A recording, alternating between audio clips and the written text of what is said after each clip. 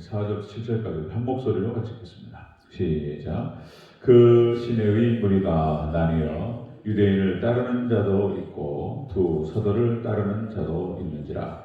이방인과 유대인과 그 관리들이 두 서도를 모욕하며 돌로 치려고 달려드니 그들이 알고 도망하여 루가오니아의 두 성 루스드라와 더베와 그 근방으로 가서 거기서 복음을 전하니라. 아멘.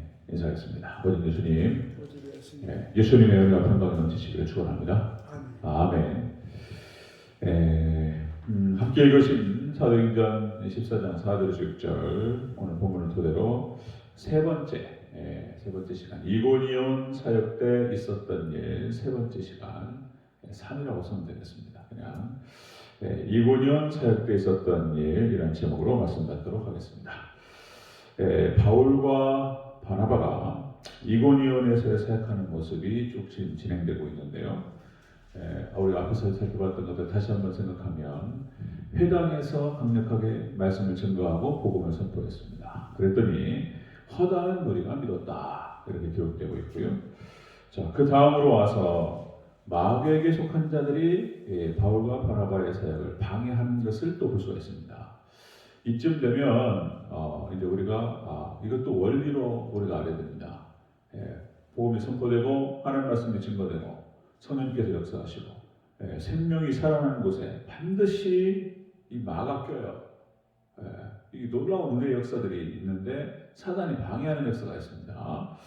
자, 두 사도가 그럼에도 불구하고 힘있게 복음을 증거했다. 자, 그랬더니 성령님께서 강력하게 역사하셔서 두 사도를 도와주셨다. 이런 말씀을 어제까지 살펴봤습니다. 자, 오늘 본문은 사단 마귀가 더 강력하게 방해하는 것을 볼 수 있습니다. 더 강력하게 역사합니다. 자, 그래서 바울과 바나바가 그 지역을 떠나는 모습이 나타납니다. 도망했다라고 기록되고 있습니다. 떠나는 모습이 나타나고요. 이렇게 그럼에도 불구하고 더욱더 한결같이 구령의 열정을 가지고 예수 그리스도의 복음을 강력하게 증거하는 또 두 사도의 모습이 나타납니다. 자, 우리 자세히 살펴보도록 하겠습니다. 자, 이고니온 사역 때 있었던 일 첫 번째, 자, 시내의 무리가 나뉘었다, 이렇게 기록되고 있습니다. 자, 4절 같이 읽겠습니다. 4절 시작. 그 시내의 무리가 나뉘어 유대인을 따르는 자도 있고 두 서도를 따르는 자도 있는지라. 아멘. 자, 복음이 선포되고 복음이 증거되니까 이 둘로 나뉘었다는 것입니다. 둘로 딱 쪼개져서 대적자와 순종자로 나뉘는 것을 볼 수가 있습니다. 이 나뉘었다라고 하는 뜻이 그런 뜻이죠. 찢어지다, 갈라지다. 이게 그냥 복음이 쫙 증거되니까 갈라져 버렸어요. 이렇게 둘로 쪼개져가지고 이 분리 역사가 나타난다는 것을 볼 수 있습니다. 분리 역사가 나타난다. 자, 우리 사도행전 28장에 보면 이런 기록이 있습니다. 사도행전 28장 23절 24절. 바울이 아침부터 저녁까지 강론하여 하나님의 나라를 증언하고 모세의 율법과 선지의 말을 가지고 예수님에 대하여 권하더라. 이렇게 딱 권하니까 24절에서 그 말을 믿는 사람도 있고 믿지 않는 사람도 있더라. 이게 나뉜다는 거예요. 이렇게 나뉜다. 자, 복음을 증거할 때 이렇게 분리 역사가 나타난다. 이것은 대적자들이 있기 때문에 우리가 마음의 준비를 해야 된다, 이런 뜻도 있는데요. 또 한편에서는 구원받는 자가 누구인지를 모르기 때문에 우리는 또 정말 하나님의 마음, 예수님의 마음, 그 복음의 열정, 구령 열정을 가지고 끊임없이 증거해야 된다라고 하는 것을 다시 한번 우리가 깨닫게 됩니다. 단 한 사람이라도 그 구원받을 사람을 찾기 위해서 우리가 어떤 노력을 해야 될지 오늘 본문을 통해서 다시 한번 보게 됩니다. 자, 이고니온 사역 때 있었던 일, 복음을 듣고 대적자와 순종자가 나뉘었다라고 하는 것입니다. 자, 두 번째 보겠습니다. 두 번째, 이고니온 사역 때 있었던 일 두 번째로, 이방인 유대인 그 관리들이 두 사도를 돌로 치려고 달려들었다, 이렇게 기록되죠.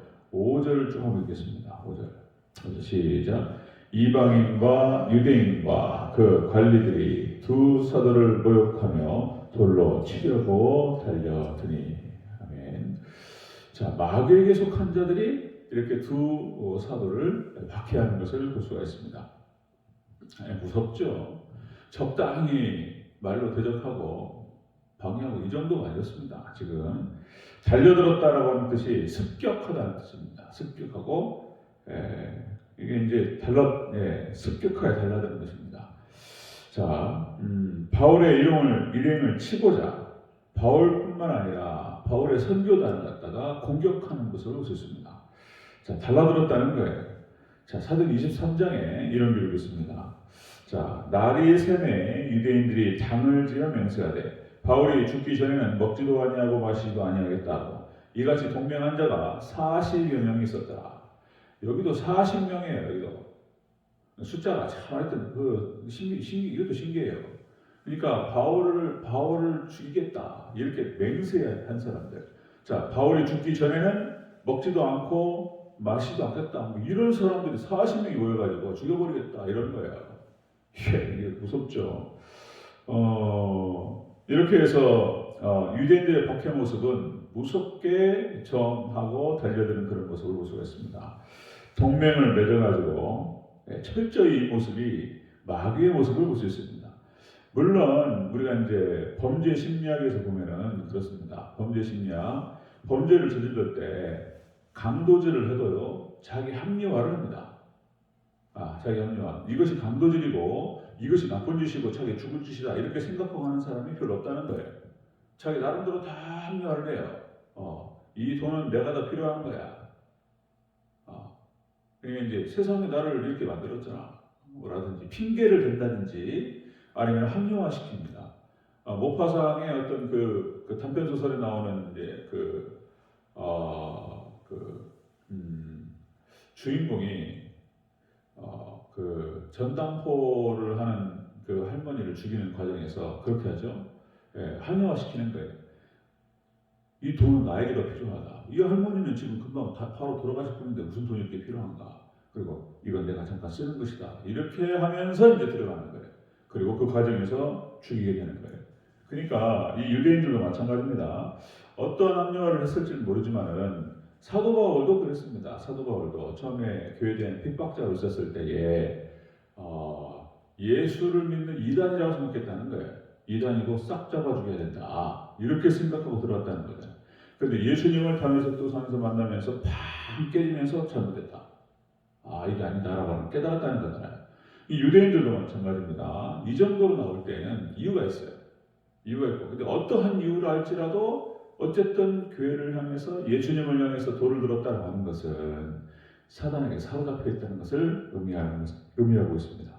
자, 이고니온 사역 때 이런 일이 있었다는 것이죠. 자, 복음을 듣고 대적자와 순종자가 갈리는 것을 볼 수 있고요. 그리고 마귀에게 속한 자들로서 이렇게 주의 종을 강력하게 반대하고 핍박하는 그런 모습이 나타납니다. 그래서 이 정도 되면 우리가 이제 이게 원리구나. 이게 이제 하나님의 나라를 증거하고 선교의 역사를 이루기 위해서는 산을 하나 넘어야 됩니다. 산을 하나 넘어야 돼요. 보통 산이 아닙니다. 그러니까 이것을 방해하고 저항하는 악한 어둠의 역사들, 세력들이 있다. 그래서 우리가 결국은 하나님께서 이렇게 진행하시는 것은 역시 하나님만을 의지하고 우리가 더욱더 기도로 무장하고 말씀으로 무장하고 기도로 무장하고 성령의 능력 가운데 이겨야 될 줄로 믿습니다. 그냥 이루어지는 것이 아니다. 영혼 하나 구원받는 것이 그 기도를 통해서 일어났던 영적인 싸움을 통해서 이루어지는 줄 믿습니다. 간단한 게 아니다. 그래서 역시 우리 대전교회 얼마큼 기도를 해야 되고 무장해야 될지를 다시 한번 생각해 보게 됩니다. 자, 세 번째 보겠습니다. 이고니온 사역서에 있었던 세 번째. 주의 종이 도망하여 그 근방에서 복음을 전했다. 이렇게 기록됩니다. 6절과 7절 같이 읽겠습니다. 시작. 그들이 알고 도망하여 루가오니아의 두 성 루스드라와 더베와 그 근방으로 가서 거기서 복음을 전하니라. 아멘. 이렇게 공격을 받고 박해를 받아도 복음을 계속적으로 증거했던 두 사도의 모습을 볼 수가 있습니다. 전하다, 복음, 전도하다, 설교하다 이런 뜻을 갖고 있는데요.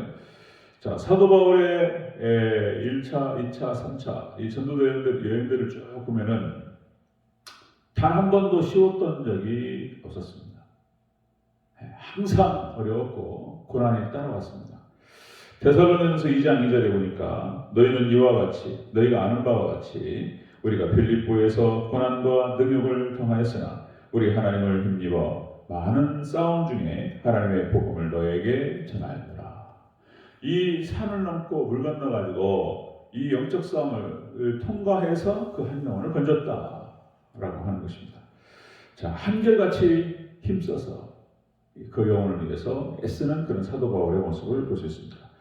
자, 사람들이 복음을 받지 않아도 한 영혼, 그 보석 하나를 찾기 위해서 찾아 헤매는 그런 모습, 고난이 닥쳐와도 쉬지 않는 그런 모습, 불행의 열정을 볼 수 있습니다. 이 모습이 참 종의 모습이고 참 교회의 모습인 줄 믿습니다.